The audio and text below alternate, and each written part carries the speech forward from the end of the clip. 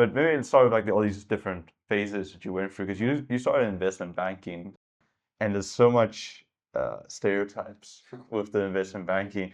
Is it really what it seems? You know, the super hard industry to get into, but super unfulfilling one as well.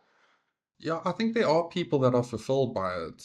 I definitely think it's a very interesting thing. It is very hard to get into. I mean, like I did actuarial science. I then switched over to just pure maths, economics. Like I had quite decent marks. I mean, I wasn't top of my class, but I was near the top. Like I struggled to find a job. It took me a long time. I ended up getting into a consulting company that put me at Rand Merchant Bank and then Standard Bank CIB Africa. So like I had to do the backward like you don't just become an investment banker.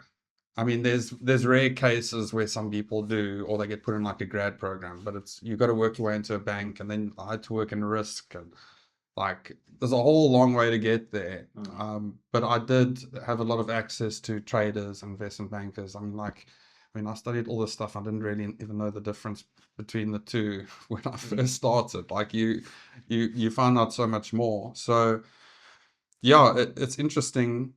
The guys worked really hard. Like the traders, I remember when I was like I always wanted to be a trader, and the traders would get to work sometimes like 6 o'clock in the morning. They were like up for the Asian markets, work the whole day. They'd have to check like the American markets. Like it's very intense. But there's guys that absolutely love it. So I do love it, but I also love life a little bit. Like, and the thing is, if you want to be successful, specifically in trading and investment banking, you need to be all in. Like when big deals come through. So I do think people enjoy it, and you can make a lot of money. And yeah, but I have seen a lot of people make their money and leave. Yeah, that's the thing. The one critique I always hear about it, but it's super repetitive. You're doing the same thing over and over again. And not only that, it's not the most meaningful work either. You know, I think the only people that don't swap jobs are doctors, lawyers, and policemen. That's probably because their job brings them a lot of meaning. But you look at people in tech or in business, they're just switching industries, changing the whole time, just because they don't find that fulfillment from what they do. And I think investment banking is probably no different, right? The only thing is it comes like this huge paycheck at the end of the day. And I think many of the people that stuck with it, they don't love the job. They love the money that comes with the job. They love the title that comes with the job. Do you think that's true?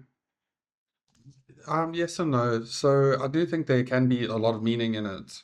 So like specifically investment banking, if like companies are trying to grow or combine or take it to the next level, if you like helping companies or business, I mean like you do get the big corporate deals where there's not maybe a lot of meaning, but it's interesting stuff. It might not be like life meaning, but it's very complicated puzzles that need to be solved, and a lot of people find their meaning in like analyzing it and finding solutions. So that I can see how they'd find meaning in it. Trading, even trading can be quite repetitive. Like most people have trading strategies, but like behind the trading strategies and behind the graphs, I mean, like you're a data scientist, like you can find a lot of meaning in it. I mean, it might not be helping other people, but not everyone is driven by helping other people. Some people are driven by themselves or helping family or um, like, I mean, a lot of the people that go into that are very driven by money, and maybe they haven't had money growing up.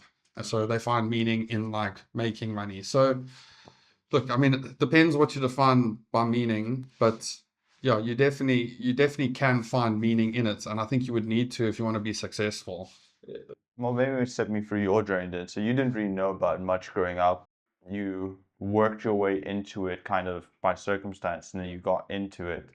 And this is something that's highly revered. Like if you like finances, investment banking, outside of like mergers and acquisitions, that's probably the biggest thing you can do. And then it just wasn't for you, and you made a complete pivot to photography. Do you remember what like the texture of your mind was when you went through that transition? Yeah, so I mean, like I grew up like I didn't have a lot growing up. I had two separate, like a mom and a dad. They were separated. It's weird, like my dad's very successful as a pilot. He lived in Dubai, so he was able to put me in good schools and all that stuff. But he wasn't there, and we stayed with my mom. My mom was a like an entrepreneur, and like she mainly did most of the financial support.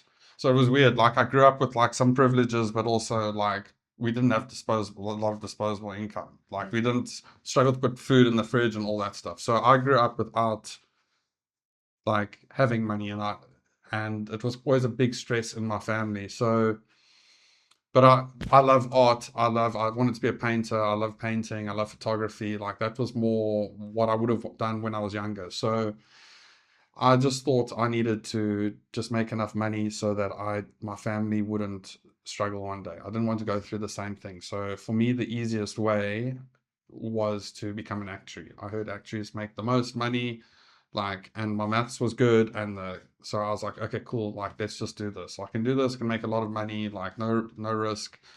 Started studying and realized like I didn't really even know what actuaries did.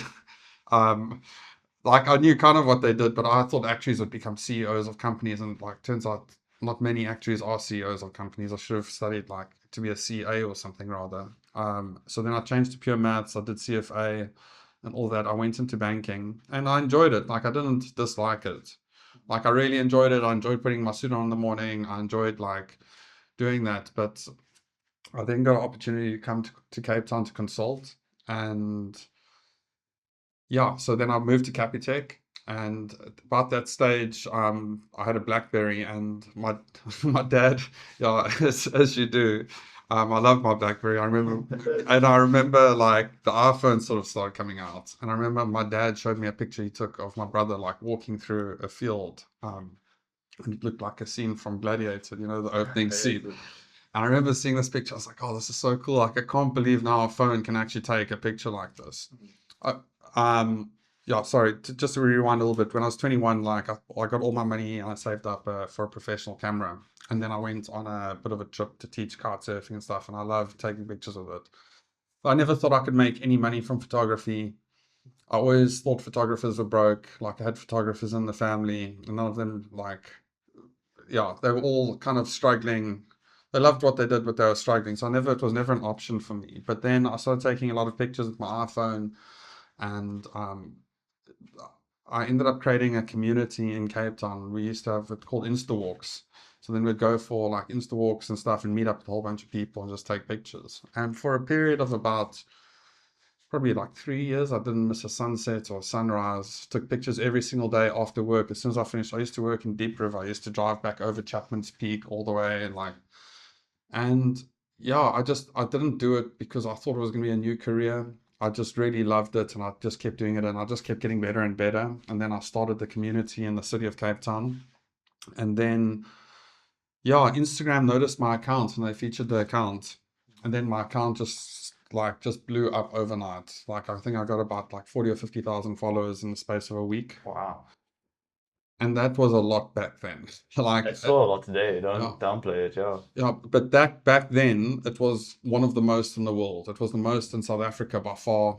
It was the most. It was like one of the most in the world. Like that was before celebrities were on Instagram. So I started getting brand deals. Like Ferrari offered me a car it's good old days of Instagram. I got a Ferrari for 5 days to take pictures with it on my iPhone. I was pretty crazy, and I pulled back drove it into direct access, and I thought someone was playing a prank on me, and I phoned them, and they're like, no, seriously, I want to give you a car for a week. Wow. And that was my first like sort of brand deal I ever got. A 20-something-year-old in investment banking Yeah. driving a Ferrari. Yeah. That's most people's dream right there, The funny thing was, I was at direct access then because like switched. I decided I'd rather not chase the investment banking thing. I'd rather work in Cape Town. So I ended up in retail banking. So I did I was a portfolio manager of like loans and like bad debts and all this sort of stuff. So like there, it wasn't even investment banking people. It was very much like half direct access was call center agents, and like it wasn't it wasn't very like investment banking. And I rocked up there with Ferrari, and it was pretty wild. It was a fun like 4 days. The talk of the office, surely. Yeah, it opened like it opened my eyes to like how differently you get treated when you drive a Ferrari. Like even though it wasn't mine, like I couldn't believe the different treatment I got from when I walked in anywhere. Like people treated me like I was the king of Cape Town. Wow. But anyway, so that was the first brand deal, and then I started getting a couple others, and then I ended up getting so many I couldn't actually do it all of them, and a lot of them were travel because it was mainly in travel I was working. So yeah, so I mean this is a pretty long story, but anyway, I started doing all these travel things, and then I realized that I was getting all these brand deals I couldn't even do. So I started all the different city of accounts, and I then hired other people. So I created a little content agency. So, like, for instance, if someone wanted to do a product, for instance, open a new restaurant in Cape Town, like, I had friends that were great photographers that I'd met through the community, but they didn't have thousands of followers. But I had City of Cape Town also, which had about 50,000. So I was like, well, let me rather send this person. He can post on City of Cape Town, and it's like it sorts out the fact that it gets exposure and followers, and I've got a good photographer. So then I started that whole company while I was working in direct access. So, like, I had a person working full time for me, and so none of this was really planned. And like, then I started earning two incomes. So I just saved. I mean, I invested back in the company. The other income I saved, and then I got to the stage of, yeah, had to turn down jobs that because I couldn't get any more leave, and eventually I used up all my leave. Eventually I spoke to my boss. He gave me unpaid leave, and he's like, no, you can't take any more unpaid leave. So then eventually I got Cape Town Tourism offered me a contract, which was I think about 70% of my salary, to take them 20 pictures a month. So then I'd saved up like almost 6 months to a year's salary. I had a new contract in photography, and yeah, the transition was pretty easy. Like, I got it to a stage, and it's weird. Like, I never even thought that could happen. Like, I did the pictures because I just wanted to be a good photographer in my personal capacity, and it opened up all these things. But yeah, there was a couple clever decisions I made along the way, like to create an agency, to create other accounts. Back when no one was doing this as well. It Yeah. was still fresh. And it's so interesting because when we spoke, you talked about you used to use ambition as a fuel, but it doesn't really sound like this is ambition yet. This is still passion, still love. The transition into ambition at some point. Yeah. Hey guys, hope you enjoyed that clip from the interview of Agu. If you want to come onto the podcast, remember, all are welcome. Just fill in the form in the description and we'll see if we can have you on. If you want to watch the full podcast, click on the link here. If you want to watch anything else from the channel, click on the link here. Thanks for watching, guys.